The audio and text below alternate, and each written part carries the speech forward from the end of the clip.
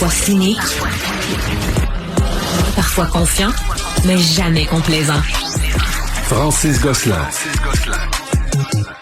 Christine Saint-Pierre, ancienne ministre libérale, est avec nous. Elle est un peu pressée par le temps, fait que je vais y aller vraiment le plus rapidement possible. Pablo Rodriguez vient de quitter la chefferie du PLQ. Des défis là, certainement à venir. À 10 mois des élections, Madame Saint-Pierre, le parti se retrouve un peu à la case départ. Est-ce que vous avez espoir en la capacité de vos collègues, vos anciens collègues, de remettre la machine en ordre et d'être capable de faire élire suffisamment de députés en octobre 2026? Le parti n'a pas le choix, il faut qu'il se remette en selle parce que, vous l'avez dit, l'élection est à nos portes et le travail à faire est gigantesque. Alors, mais c'est pas un parti qui est un parti de débutants, là. C'est un parti qui a quand même des racines puis qui a une historique et qui est capable, je pense, de rebondir. Mais va-t-il être capable de rebondir autant qu'il l'aurait souhaité il y a 6 mois lorsque le chef a été nommé, a été élu par les militants? Ça, c'est la question qu'il faut se poser. Alors, le parti doit agir rapidement, doit agir aussi dans les règles. Puis, si les personnes qui veulent lever la main, bien ces personnes-là doivent aussi présenter une vision et être très, très claires dans ce qu'ils veulent faire comme chef du parti. Vous avez vous-même œuvré à ce qu'on pourrait appeler la reconstruction de la réputation du Parti libéral qui avait été entachée là, par différentes allégations. Êtes-vous déçu de la tournure des événements? Très déçu.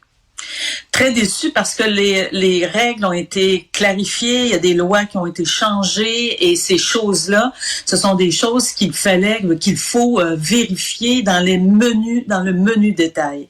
Alors, je pense que Pablo Rodriguez était mal entouré, que ces personnes-là, soit qu'ils n'ont pas lu les dernières nouvelles des dernières années ou qu'ils n'ont pas lu les lois, mais il y a des gens qui auraient dû être vraiment très, très strict sur ces questions-là et absolument tout surveiller.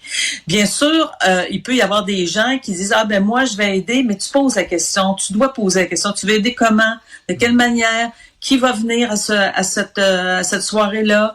Tu sais, et en même temps, les gens qui ont reçu de l'argent, le retour, là, bien, lorsque vous faites un don à un parti politique, vous devez signer une déclaration, c'est obligatoire. Vous signez une déclaration selon laquelle vous n'avez pas de remboursement, ça vient de vos propres deniers, puis que vous n'aurez rien en échange. Alors, les personnes qui ont même reçu, ces personnes-là sont même hors la loi parce qu'elles ont signé, en principe, ce document-là.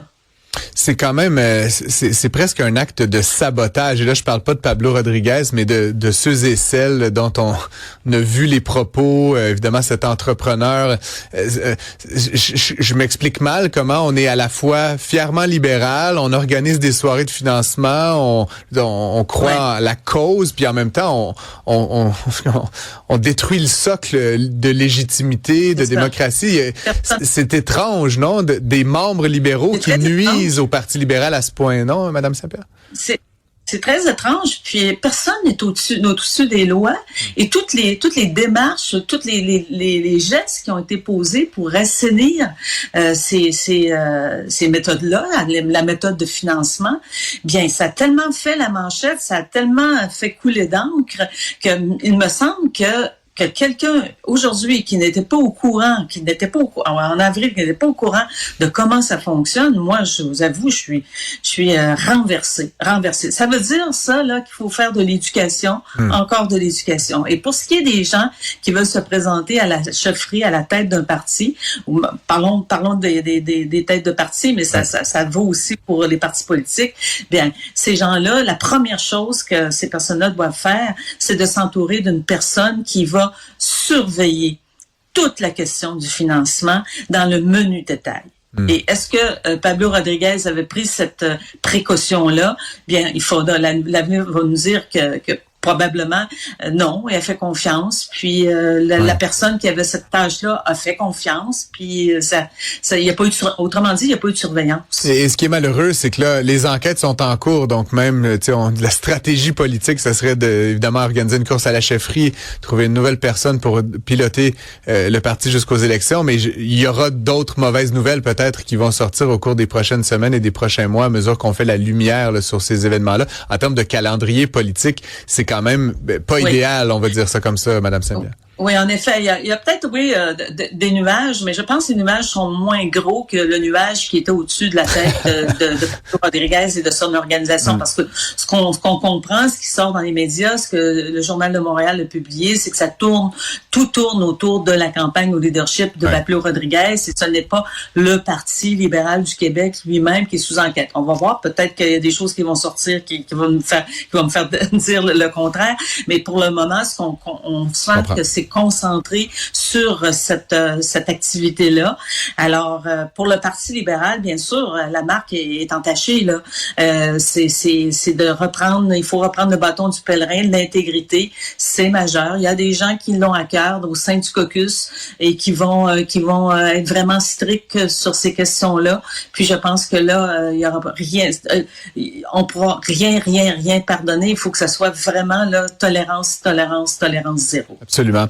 Toute cette histoire a débuté par un conflit entre deux femmes, là, Marois Risky et Geneviève Hintz. Je veux pas revenir sur tout ça, mais je voudrais parler de Madame Risky parce que de tous les parlementaires à qui je parle, les journalistes, j'ai eu la chance de la croiser quelques fois, vous la connaissez bien, je crois. Tout le monde salue son travail à Marois Risky. Là, elle a été exclue du caucus libéral par le chef. Bon, puis il y a des histoires d'ego puis de conflits interpersonnels, mais encore une fois, du point de vue c'est une élue libérale de qualité, je pense que tout le monde le reconnaît. Croyez-vous qu'elle pourra réintégrer le caucus jusqu'à la fin de son mandat? Quelle est la suite pour elle spécifiquement? Ce sera au nouveau à la nouvelle chef de décider. Est-ce qu'elle pourrait réintégrer le caucus? Il y aura fort probablement des discussions, mais en même temps, il y a beaucoup de gens qui s'interrogent sur son modus operandi.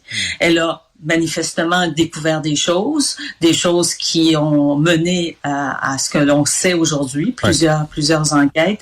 Mais moi, ce que j'entends sur le terrain, les gens à qui je parle se disent pourquoi elle agit de cette manière-là, sa façon de faire, son modus operandi. Ça, il y a beaucoup de questions qui se posent à ce sujet-là. Qu'est-ce qui l'a motivé? Quel était son but exactement? Pourquoi n'a-t-elle pas parlé aux hautes instances du parti? C'est l'institution, il y a non seulement Pablo Rodriguez là, qui s'est vu enfin, ça peut montrer la porte, là, carrément. Mais il y a le parti qui est entaché dans tout cela. Alors, quel était le but visé? Pourquoi ça s'est déroulé de cette manière-là? Il y a des questions qui se posent. Moi, c'est une femme que je trouve brillante, que j'admire beaucoup. Mais là-dessus aussi, moi, je pense que un jour, on va probablement avoir la réponse. Mais lorsqu'elle dit qu'elle ne peut pas parler publiquement, je la comprends, puis elle a tout à fait raison. Mais il y a quand même des instances au parti qui auraient dû être mises au courant s'il y avait des choses anormales et que probablement qu'il y avait des choses anormales qui se passaient. Il aurait dû avoir des informations qui auraient dû monter aux hautes instances du parti. Peut-être qu'elle ne leur faisait pas confiance. Peut-être que c'est ça la réponse. Mais en même temps, c'est quand même la marche à suivre là, qui aurait dû être faite, à mon avis. Christine Saint-Pierre, est-ce que vous êtes une candidate potentielle pour cette nouvelle course? Non, moi, j'ai quitté la politique. J'ai fait plusieurs années, 15 ans. J'adore ça encore et je fais une carrière d'ex-politicienne en analyse. Que nous apprécions tous et toutes, Christine Saint-Pierre. Et voilà, je crois qu'elle nous a quittés. Bref, la réponse est non. Si vous avez suivi la chose, je la complimentais sur ses qualités d'analyste et de chroniqueur économique. Christine Saint-Pierre, ancienne ministre libérale, était avec nous pour décortiquer évidemment la nouvelle du jour. On en saura évidemment plus là, dans les prochains jours sur cette course à la chefferie qui va manifestement se mettre en branle pour le Parti libéral avec un calendrier beaucoup plus court, n'est-ce pas, que l'année que ça aura pris la dernière fois. Merci d'être à l'écoute. Si vous voulez commenter, nous écrire, faire part d'idées, n'hésitez pas à le faire au 1-877-827-2346, 1-87 Cube Radio.